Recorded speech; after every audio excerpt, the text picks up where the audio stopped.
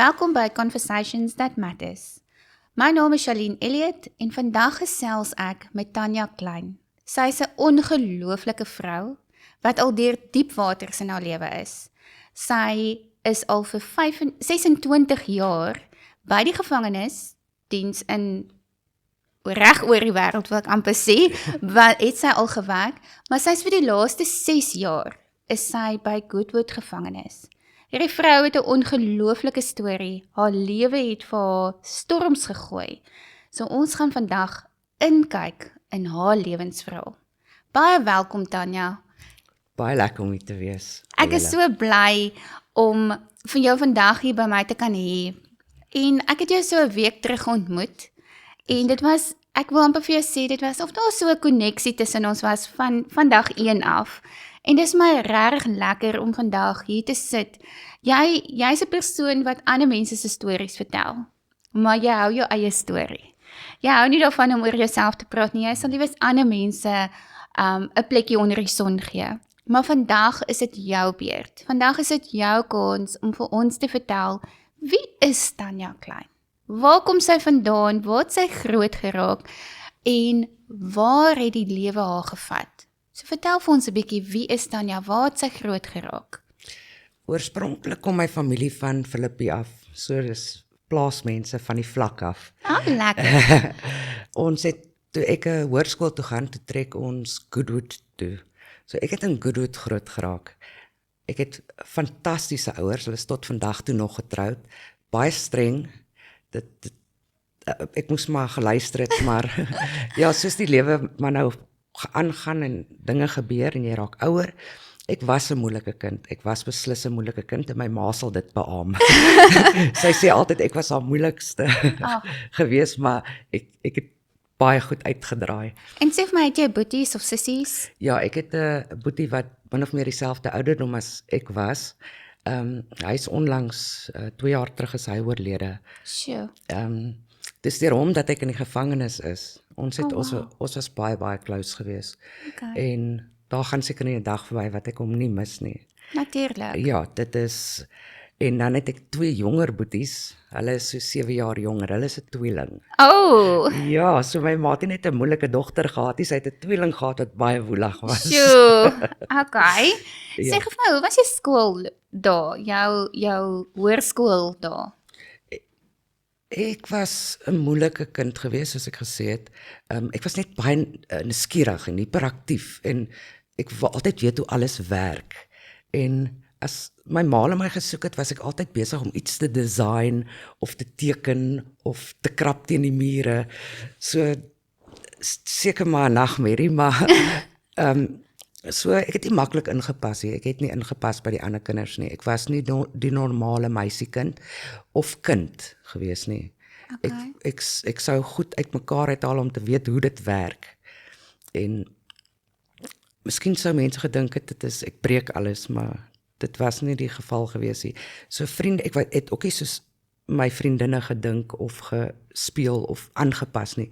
Vir my was dit asof ek nêrens ingepas het nie. So toe begin ek moeilik raak. En die geboelie wat op my geplaas was, het ek geboelie later, want ek het gegroei en ek was die grootste in die klas ook. So ek was groter as die ander kinders. En toe het ek besef dit is mag. Maar dit was nie mag gewees nie. Dit was net, ek het geboelie omdat ek nie wou geboelie geword het nie. En dit het my tydjie gevat om te besef dat wat ek doen is eintlik my eie insecurities. En ek doen dit omdat ek insecure is. Maar dit is deel van groot word en leer.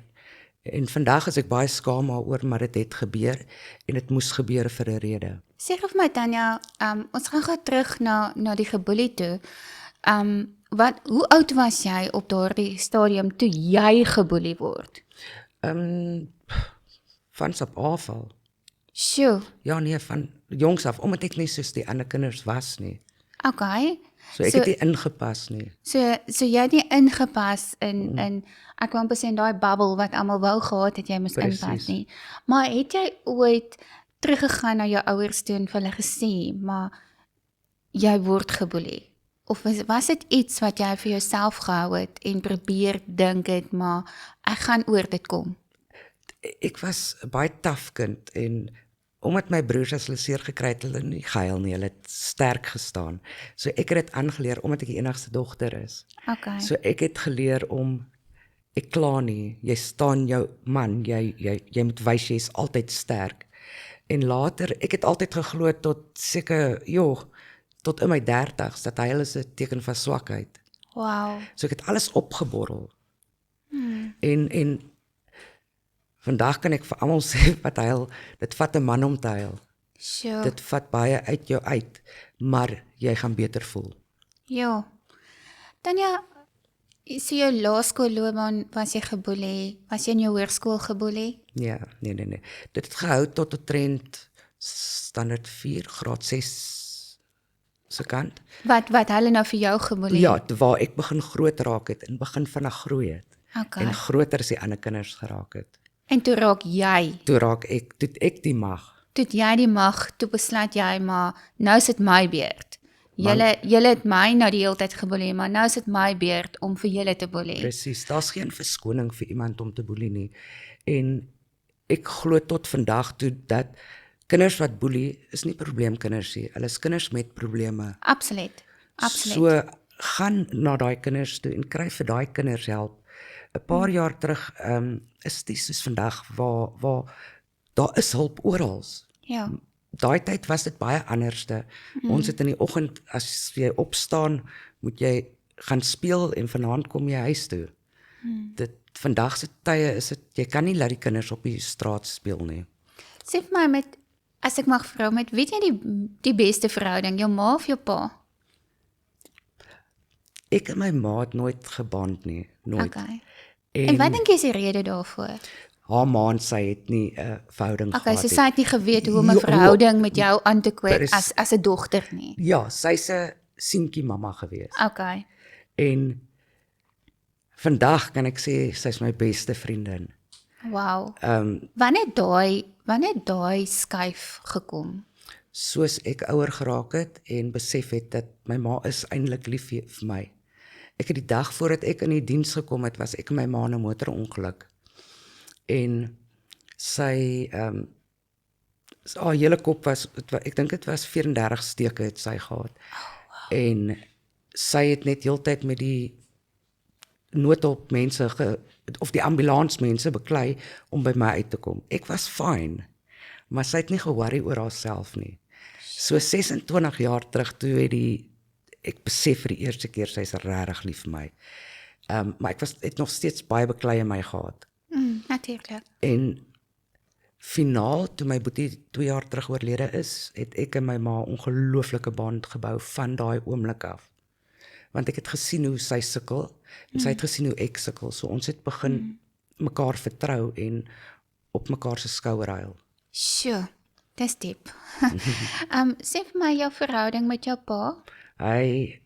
Ek is baie soos hy. Is dit? Ek lyk soos hy ook. So So jy het baie ons- dieselfde baie dieselfde eienskappe wat ongelukkig beteken ons sal stry oor dinge. Ja. En dis net normaal. Na gestry dan lag ons altyd baie lekker. Okay. Omdat ons weet is omdat ons so dieselfde is. Okay. Ja, en my pa het, ek dink dit was 40 jaar, amper 40 jaar gewerk voor hy op pensioen gegaan het. En ek kan nie vir jou een keer sê wat hy nie gaan werk het nie. Sjoe. So hy het vir al 4 ons kinders dit in ons ingedruk om te werk. So van jong tyd af het almal van ons gesorg dat al 4 van die kinders gesorg dat hulle werk. Al is dit naweke. Ja. Tanya, om terug te kom na die bully toe. Toe jy nou in standaard 4 was, toe jy nou besluit. Dit is nou die keuse wat ek maak. Ek gaan nou vir mense boelie. Ek gaan nou die kinders boelie. Tot hoe lank het dit aangehou? Ek sal sê stand 7 jaar. Dit so 3 jaar gehou tot ek besef het dinge kan baie lelik uitdraai, baie lelik. Daar was 'n seun in ons skool gewees wat 'n gebrek gehad het en 'n groep ander kinders het hom geboelie Okay. en hy het toe selfmoord gepleeg. Sjoe. So toe daai maandag het daar mense gekom en 'n gesprek gegee aan al die studente. Ek was TG Meyering geweest. Ja. So toe die mense met ons gepraat en toe besef ek dinge dis dalk klein vir my, maar jy weet nie wat die volgende ou in sy kop aangaan nie. Ja. Of wat gebeur by die huis vir die volgende ou nie. So toe besef ek jou dade het gevolge. Okay. Wow. En dit kon net sowel ek gewees het, een van daai boelies, en om met daai saam te leef. Vir die res van jou lewe. Ja, dit so vir my, en as ek goeders doen, probeer ek altyd om beter te wees elke dag. Om te sorg dat spesifiek dit nie weer gebeur nie. Okay. Ek was dalk nie die persoon nie, maar ek het dieselfde energie uitgegee as die boelies wat dit gedoen het. Ja, natuurlik. So jou hoërskoolloopbaan, wat het na hoërskool gebeur? Ek weet daar's 'n diep storie wat daar lê, en daar's baie seer daarin. Ja. Maar wat het na hoërskool gebeur? Ek het nog altyd kuns op skool het ek kuns gedoen. Dit was my coping mechanism.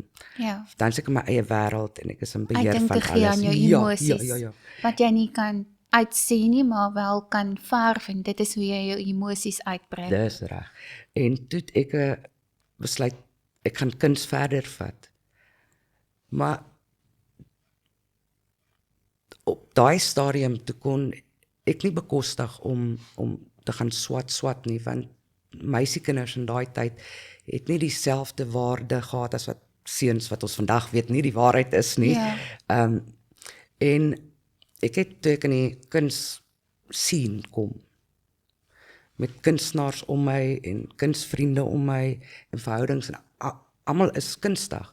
Ongelukkig saam met dit daai tyd 1995 was dwelms saam met dit. Dit was maar net alles was een gewees, die dwelms en die kuns. Musiek en dwelms. Dit was hoe dinge gewerk het daai tyd. En ek het vir 2 jaar het ek aan kokain om spesifiek te wees, was ek verslaaf gewees en daar gaan natuurlik wat saamgekom het met dit.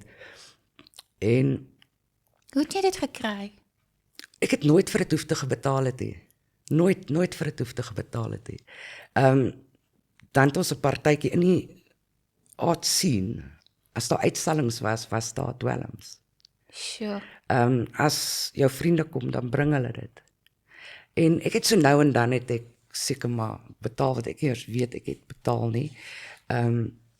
En dis ook toe ek die eerste keer, toe het ek my TV opgetel, en dit was 'n groot TV, nie 'n flat screen nie, dit was daai Die box. vet Box TV's. TV's. En ek staan by ek tel dit op en ek loop by die voordeur uit en ek besef dit gaan nie die laaste keer wees wat ek iets gaan verkoop. Dis net die begin vandag. En dis jou nie. eie. Toe staan ek in my voordeur. Ja, toe staan ek in my voordeur. Toe besef ek dit gaan op 'n stadium kom, want ek het toe al gesien dat vriendinne en mense om my wat vrouens is, hulle self vir die dwelms ruil. En ek het net besef daai se lyn wat ek nie kan oorgaan nie. En ek het die deur actually gesien as ek oor dit trap, is dit waartoe ek nou volgende gaan. En ek het omgedraai, ek het dit teruggesit en ek het my ma gebel. En gesê, okay, want in die tyd wat ek dwelms gedoen het, was ek nie by my ma nie. Ons het vir 2 jaar nie gepraat in daai tyd nie. Okay. En toe het ek my ma gebel en gesê, ek is reg, ek is klaar met dit. Toe sê sy vir my, wel, my oudste boetie toe, was 'n bewaarder. Wel, kom ons skryf vir jou in die diens, dit gaan vir jou stabiliteit gee.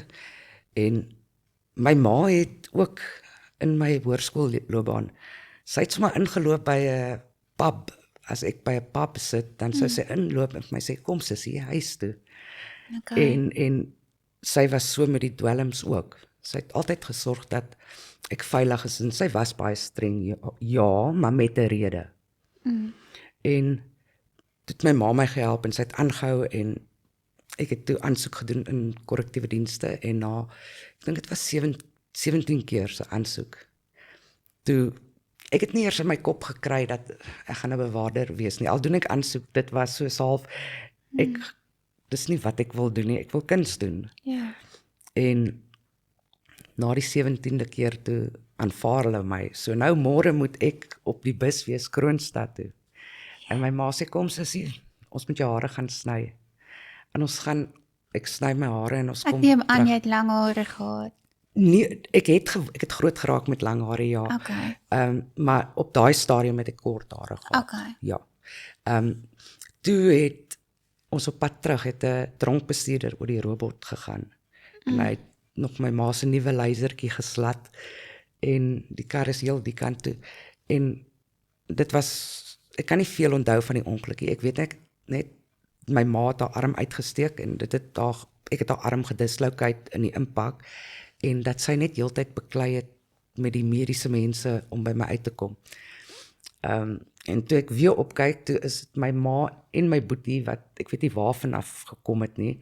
En toe is ons deur Tygerberg toe. Die volgende dag is ek met 'n nekstut en krikke op die bus Kroonstad toe. Wow. Ja, en toe 6 maande daarna toe moet ek begin by Warmbokveld. Ek het nog nooit eers gehoor van Warmbokveld nie, maar toe moes ek daar begin werk het. Waar is Warmbokveld? Ceres. O, jy kry die koue Warm? die warm en koue. koud. Ja, Ja. okay, die koue Bokveld en warm. Okay.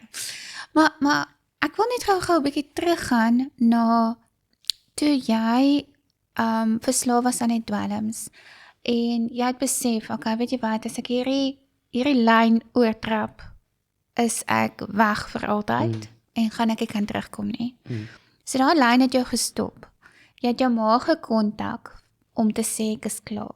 Het jy gegaan vir rehab om finaal te stop vir behandeling, om terapie te kry? Alles het so vinnig gebeur, daar was nie kans om nog na rehab toe te gaan nie. Ek moes toe begin Okay, vir so- opleiding. So jy het daardie dag die besluit gemaak en jy het gehou by daai baie swaar geweest want met kokain is dit as jy onttrek, dan kriewel dit onder jou vel en jy kry backflashes. So Sure. maar gelukkig het ons baie PT gedoen. So met my krikke en my beserings en Ja. al, moes ek nog steeds my PT doen. So Okay. ek het vreeslik gesweet en dit het uitgekom. Daar was 'n tydjie wat ek in my kamer moes wees direk na maar daai was wille tye. En as dit nie was vir my ma nie, sou ek dit nie gemaak het nie. Sure. Ja, nee, definitief en my pa. Okay. Jo. So jy gaan te Kroonstad toe. Jy gaan toe vir opleiding. Jy kom toe by die Warmbokveld uit. Wat het daar gebeur? Wat het daar in jou lewe gebeur? Want onthou jy het nou skielik daai besluit gemaak, ek is klaar met dwelms. Ek gaan nou in die gevangenis in na 17 keer se aansoek. Hoe het jy gevoel na 17 keer? Ek meen elke keer moet daar mos nou 'n uitslag kom en dit is net nee, jammer. Jy is nie aanvaar nie. Wat het jou gehou dat jy moes aanhou aansoek doen? My ma en my boetie, want hulle en my pa natuurlik. Dit was baie pressure op my om soontoe te gaan omdat ek nie wou soontoe gaan nie. Ek wou nie korrektiewe dienste toe gaan nie. Wat wou jy gaan doen het? Ek wou kunsonderwyseres gewees het. Dit was wat in my Dis jou kop was. droom. Ek wou meester van vorm wees. Wow. So ja, en ek het baie in daai tyd het ek met die Here baie beklei. Wat soek ek hier? En toe ek eers in die diens is by Ceres by Warmbokveld, gelukkig die hoof het vinnig gesien dat ek kan verf, want daar was nie TV of daar was nie opvangs daar op daai stadium nie. So ek het nie 'n TV gehad om te kyk nie, so ek het maar my potlode en my penne en my verf gevat. En toe oorkant die tronk was daar 'n township Mduli. En hulle het 'n muur gehad. En ek het toe met die kinders wat daar in die township is, het ons geverf daar blomme op. En die hoof het vir ons daai tyd, meneer Norman, hy het vir ons die verf gekry. So toe ons die tronk self, departement korrektiewe dienste het met die kinders, het ons die kinders so besig gehou en toe na dit is ek deur Polsmoor tronk toe Sure. By Paulsmoor het ek 10 jaar gewerk met die juveniles meestal. Okay, vir mense daar buite wat nou nie weet wat is 'n juvenile. Okay, enige iets van 16 af tot op 21 in Suid-Afrika is 'n jeugdige. Ja. En die manier wat ons die jeugdiges hanteer is baie anders as die volwassenes, omrede dat as hulle seer kry in die tronk self, dan is die departement korrektiewe dienste verantwoordelik. So ons hou hulle weg van die groot mense af. Okay. En die kinders het nog steeds die reg op opleiding, op kos, Ja. klere, al die normale goeders. En opleiding is baie belangrik vir die kinders. So hulle gaan skool. Soos in fisies skool. Skool. Okay. Dis 'n ander tronk op Paulsmoor se terrein. Medium A. En om jou stoutste 30 kinders van die Wes-Kaap te vat en hulle in die oggende op te kry en te kry by die skool is nie Is 'n maklik. uitdaging. Ek kan dink. Maar elke dag was opwindend en elke dag was dit iets nuut. En ek sê dit baie, maar ek is nie die een meeste van die tyd wat hulle leer nie. Hulle leer my. Uit die klein goedjies met die kinders het ek so baie geleer en so baie gesien en besef hoe geseënd ek is dat ek ouers het wat vir my beklei, dat ek 'n dak oor my kop het, kos, klere, die normale goed. Ons kom altyd terug na, as jy na sielkunde met 'n kind kyk, is dit nurture or nature. Yes. En ek kan tot vandag nie vir jou sê nie, al het ek nou vir 10 jaar met hulle gewerk, ek kan nie. Want elke ouetjie is anderste. En op die einde van die dag is dit net om vir 'n kind liefde te gee en te sorg dat hulle die normale waardes, en kinders hou van patroon. So Ja, routine is routine. baie belangrik met die kinders. Ja. En dit is nogal vir my belangrik wat jy nou sê, roetine. Baie van ons dink roetine is nie so belangrik nie, maar roetine is eintlik die belangrikste in enige huishouding, enige skool, in jou eie lewe ook. Ja. Die oomblik as jy as persoon uit 'n roetine uitgaan, dan voel dit of jou hele wêreld te mekaar is. So dit is belangrik. En ek luister nou na jou en ek dink vir myself, 10 jaar by Paulsmoor. Dit is lank. Dit is soos jy's by 'n familie, jy's lank daar gewees. Maar vertel vir my, wat was vir jou die moeilikste nog ooit in die gevangenis? Die mees uitdagendste. Ek dink jy moes as vrou wat skielik saam met 'n klomp mans werk, alhoewel jy 'n sterk persoon is, moet jy jouself ook beskerm. Ja.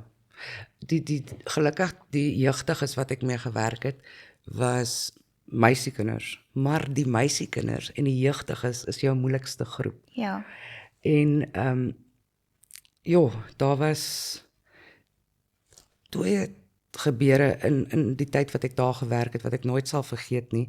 Die eerste keer was, dit was 'n bekleierery, en toe het ek nou seer gekry in die bekleierery, en toe ons taak mag inkom en alles is onder beheer. Toe sit ek in die kombuis waar hulle die kos maak en ek sit nail, en nog 'n bewaarder kom sit langs my en sy sê vir my, ek weet presies waardeur jy gaan. Want in jou kop sê dit vir jou, is dit wat ek gaan doen vir die res van my lewe? Toe ek 5 jaar in die diens. Is dit wat ek nou regtig elke dag gaan doen? Gaan ek beklei? Gaan ek moet daar wees? Want jy's nie net 'n bewaarder nie, jy's 'n ma, jy's 'n pa, jy's 'n broer, jy's 'n suster, Jy's 'n jy's 'n raadgewer. dokter, jy's 'n sielkundige. Jy moet daar wees vir alles, al die uitdagings wat daar is. Want in baie gevalle het ons nie daai tipe hulpbronne nie. So jy moet maar die problem solver wees. Sure, ja. En ek sit daar en ek weet nie of ek, want toe het ek nie met die kinders gewerk in die tronk self nie, so ek het nie eers dit om terug te val op nie. En toe vra sy vir my, is dit wat jy wil doen? Sê ek, ja. Toe vra sy vir my, wat wil ek doen? Sê ek wil die kinders kunsterapie gee. Sê maar jy's nou in dit, werk towards it. En dit was net so vinnige memory. Ek het opgestaan, ek het teruggegaan, ek het weer die Bilberry horings gevat. Dit was die eerste keer gewees, die heel grootste geval wat gebeur het is, een van my juveniles het geboorte gegee in in die Kaaps by 'n maternity ward. Okay. En Hoe oud was hy? sy was 16. Okay. Ja. En toe moes ek en 'n welsynwerker en die social worker welsynwerker moes ons twee deurgaan en die babatjie gaan haal. En ons moes daai dag die babatjie wegvat van haar. Dit was my ek weet nie wie harder gehuil het, ek of sy nie, of die social worker nie. Ons doen hierdie werk, maar op die einde van die dag met mense, hulle blameer baie bewaarders vir bedrog en hulle is hardhandig maar elke dag is 'n groot challenge. Dit is 'n groot jy's nie 'n crashonderwyser nie. Nee, jy is nie. Jy is nie. En ons het ook emosies. Natuurlijk. En Dis mens. Mens is mens. En om vir 4, 5, 10 jaar agter dieselfde persoon te kyk, leer jy daai persoon ken en julle raak vriende. So mense moet ook verstaan daar is 'n emosionele kant aan bewaarders ook. Ja. So Want ek dink ook, ek luister vir jou en ek luister met wat die emosie praat. Ek kan hoor dit is seer. Maar 'n mens moet ook besef dat dit maak nie saak wat hulle gedoen het nie. Hulle bly nog steeds mens. 'n verkeerde keuses gemaak en jy loop 'n pad saam met daai persoon. presies. En jy help daai persoon en daai persoon gaan dalk uit en hy gaan doen alweer iets en hy kom weer terug en jy is in 'n mate teleurgesteld want hy het eintlik nou die kans daar buite. Maar dink jy nie ook baie keer doen hulle hierdie goed om terug te kom na die veilige hawe wat jy as bewaarder vir hulle gee daar binne nie? Dit gebeur wel. Nie net vir die emosionele kant nie, maar ook vir die fisiese kant van dit raak winter. Ek dink nie die mense besef dat in winter kom die meeste van ons gevangenes terug nie. Net vir die rede, dis 'n warm bed, dis 'n bord kos. Wow. So ons hoogste terugkeer tyd is winter. Sjoe. En nie een van hulle kom uit 'n huis uit waar hulle geen opleiding het nie. Daar's geen opleiding nie. Daar's geen ek gaan nou dit doen om te werk om geld te kry om myself, my familie te onderhou nie. Hulle het nie dit nie. Baie. Dis die meerderheid. En so hulle doen die oortredings wat hulle doen omdat daar nie kos in die huis is nie. Daar is nie klere nie.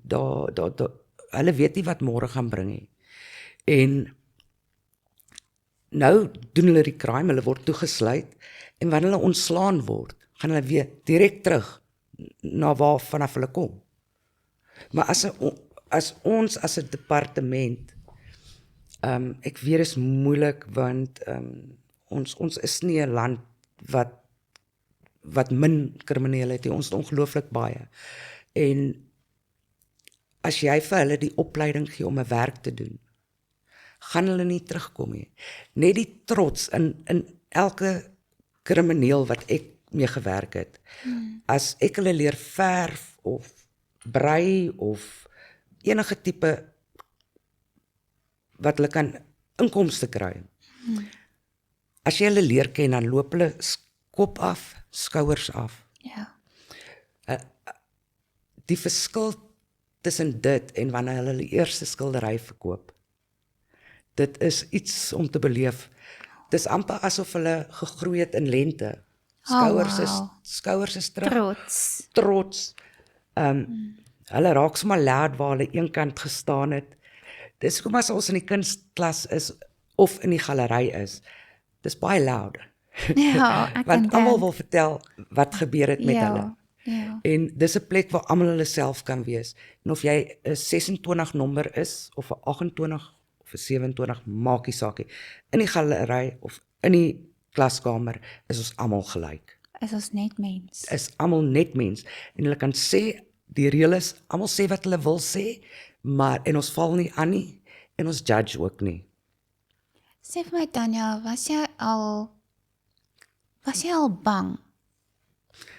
Dit is 'n vraag, dit is seker nou nee, dit is 'n vraag wat ek wil vra omdat jy werk met verskillende mans. Jy werk met mense wat nommers is. Jy werk met moordenaars, verkragters. Was jy al in 'n situasie geplaas waar jy so bang was dat jy gevrees het vir jou eie lewe? Daar was baie van dit. Maar Baie een van wat vir jou regtig waar wat jy voel, ja, ek kon nou dit kon die einde van my gewees het. Daar was al baie gewees. Ek was in met Gemkor. Ek het ook na ek by Polsmoor gewerk het ek as 'n parooloffisier gewerk. Nou naweke werk ek nog steeds as 'n parooloffisier. Nou ek was aangeval in Denoon. En ek was daai dag was vir my erg geweest.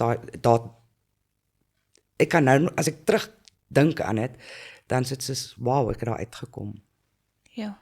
Want die mense is nie baie lief vir polisie of korrektiewe dienste of weermag nie. Okay. Baie areas in Kaapstad is ons nie baie populêr nie. Maar hulle verstaan nie ons is Gemkor. Wat beteken ons parooloffisiere. Ons is daar om die gemeenskap ook te dien en met dat die parolies in die gemeenskap kan teruggaan en iets beteken vir die gemeenskap. Dis by die paroolkantore wat ek ook geleer het van teruggee en van werk met die verskillende gemeenskappe.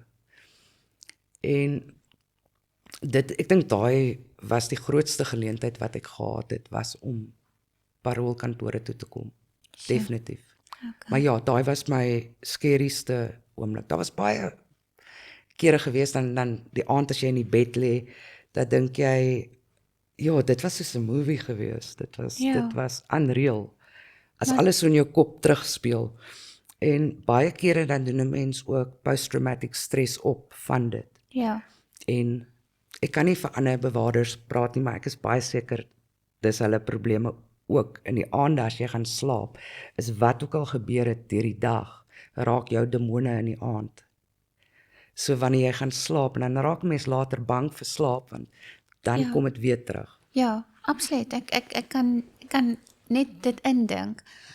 Kom ons gaan gou 'n bietjie verder weg en praat 'n bietjie oor, jy het gesê 2 jaar terug is jou boetie oorlede. Dis reg. Hoe is hy oorlede? Hy het onverwags kanker gekry. Oh, Dit was die donderdag toe sê hy vir my. En 3 maande daarna toe sy weg. sjoe, wat tipe kanker was dit? Prostaat. Wat was dit? Dit was bietjie meer ingewikkeld. Ja, okay. Maar dit was 'n aggressiewe kanker. Baie aggressief, ja. Sjoe. Baie vinnig. En hoe het jou lewe verander daarna? Sjoe. Na hy weg was, nou my boetie het 2 kinders. Okay. Nou, na hy weg was, of toe hy geleef het, was ek die cool tannie, wat met die tweetjies en hulle is tieners gewees, bietjie jonger as tieners gewees, toe my boetie weg is, en so ek moes van die cool tannie verander na die verantwoordelike tannie. Amper soos 'n ma figuur. Ja, hulle het 'n wonderlike ma, hulle het 'n pragtige ma, maar ek het my broer beloof dat op sy sterfbed het ek hom beloof ek sal altyd agter hulle kyk. Sjoe. En altyd daar wees vir hulle. So toe moet ek van die cool tannie na die verantwoordelike tannie en soms 'n bietjie stem dik maak en Ja, dis 'n groot verantwoordelikheid. Dit is, ja. Maar dis 'n belofte wat jy gemaak het. Dis reg en ek het nie kinders nie. Ek het wel hondekinders. En nou 'n katkindjie, babatjie. Krummels. Ja. Ons het hom gerescue so 'n week terug. Ja. Ja. So om kinders is nogal 'n moeilike as jy dit nie gewoond is nie om Uitdaging, né? Baie groot uitdaging. Ja, Dis 'n groot uitdaging. En hulle leer jou ook baie. Ja. Ek moet al vir jou sê dat ek stem baie saam met jou daar.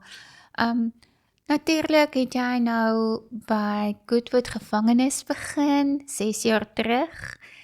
En jy het nog altyd die passie gehad van skilder en jy wil 'n skildery, 'n galery begin oopmaak daar en hierdie droom het waar geword. Dis reg. Hierdie droom het waar geword van ons kan hierdie galery oopmaak, maar saam met dit het uitdagings gekom. Want jy het net 'n leedop gekry. Ja. Vertel vir ons 'n bietjie meer oor die galery. Meneer Nelani was in beheer van die development and care in die tronk. En hy het by Gemkor kom kuier die dag, want hy moes parlement toe gaan.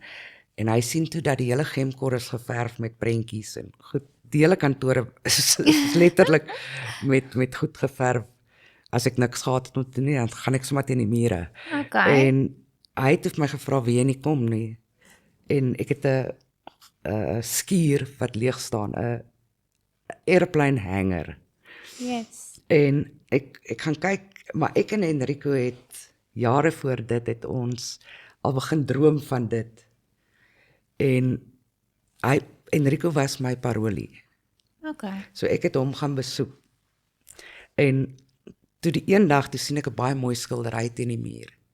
En ek sê toe vir sy vrou of sy verloofde, sê ek toe, ja, dis gorgeous, it's stunning. Sy sê, ja, dis my man. Sê ek, wie, Enrico? Sy sê, ja, dis Enrico wat het, dus ek sê, oh wow, roep hom, nou gaan ons praat. En ek onthou nog, uit by die koffietafel in die sitkamer gesit en geverf. En ons het toe die halfuur besoek wat dit gewoonlik vat, ek dink ek is 2 ure daarna eers weg. En toe sê hy sal like om ander gevangenes te leer, want iemand het hom geleer, in Drakenstein. En ek sê, okay, wat het jy nodig? Hy sê, wel, hy soek 'n paar canvasse, verf, en sy vrou het vir hom alles dit gekoop, maar toe dit nou begin minder raak. En ek het toe gehad daar, en ek bring toe vir hom, en hy het geverf, en elke keer as ek kom besoek, of hy by die huis is, dan praat ek en Rico vir ure oor verf, en hy sê toe weer vir my, hy wil so graag vir ander leer.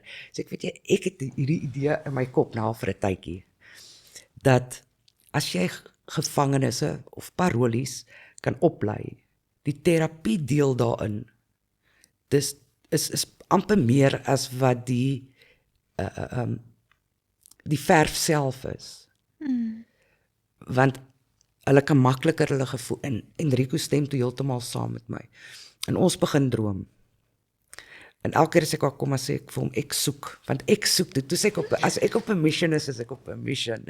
En ek soek toe oral sy ou klaskamere, enigiets.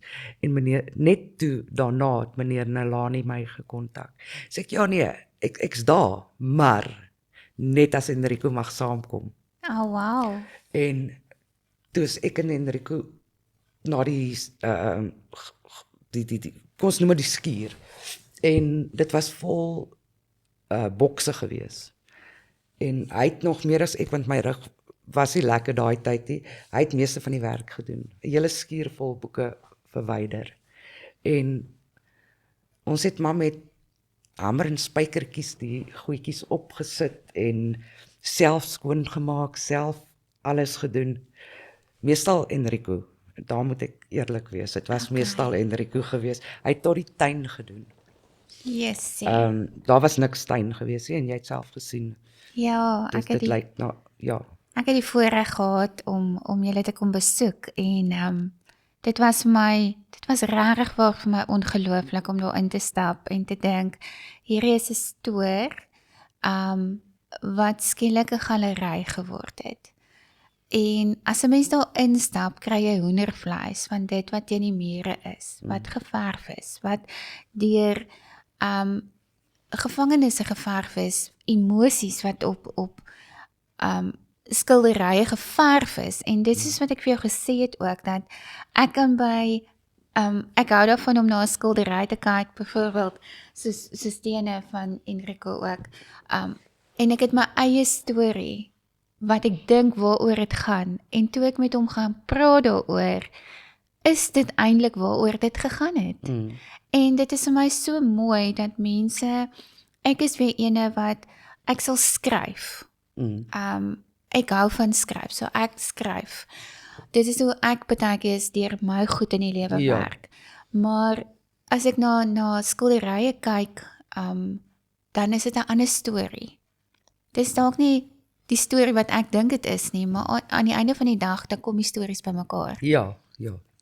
So, dit is vir my ongelooflik gewees om net daarin te stap. 'n week terug vir jou ontmoet, en daar stap ek in, en jy wys my op jou foon jou droom, van hoe jou galery gaan lyk, en ek weet Definitief. dit gaan so lyk.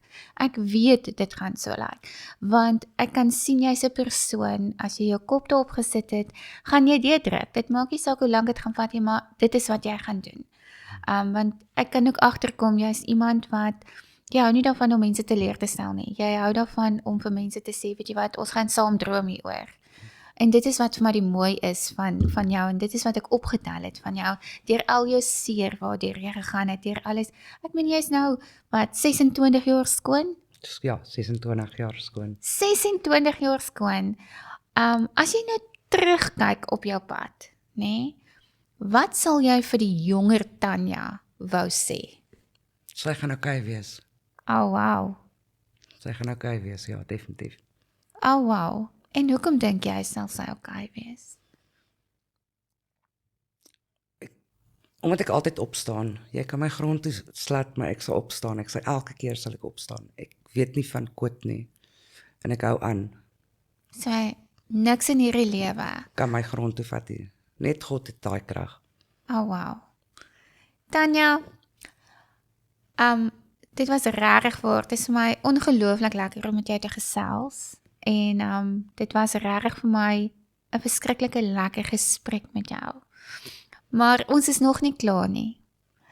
Ons is wel klaar vir vandag, Okay. maar ons gaan hom verder vat, want ek gaan vir Enrico ook inkry, en ons gaan met Enrico ook gesels, hoe hele baie gekruis het. Jy het nou baie van hom gepraat, niemand weet wie hy is nie, maar ons gaan hom inkry, want ek weet Enrico het ook 'n ongelooflike storie. En die manier wat julle baie gekruis het met mekaar, is net vir my ongelooflik. En het is vir my mooi dat julle twee nou nog hierdie verhouding met mekaar het. En ek weet jy het gister vir my gesê, toe ek met jou praat, sê jy vir my, ons is nie net kollegas nie, maar ons is broer en suster nou. Baie Julle beslis. kuier oor en weer. Ek het Enrico se ongelooflike vroutjie gister ontmoet ook. Wat 'n ongelooflike vrou.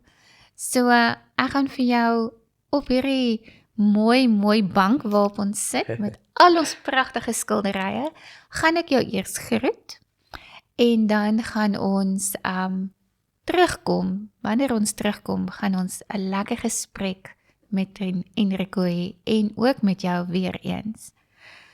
So hierdie was Conversations That Matters met Tanya Klein van Goodwood Gevangenis.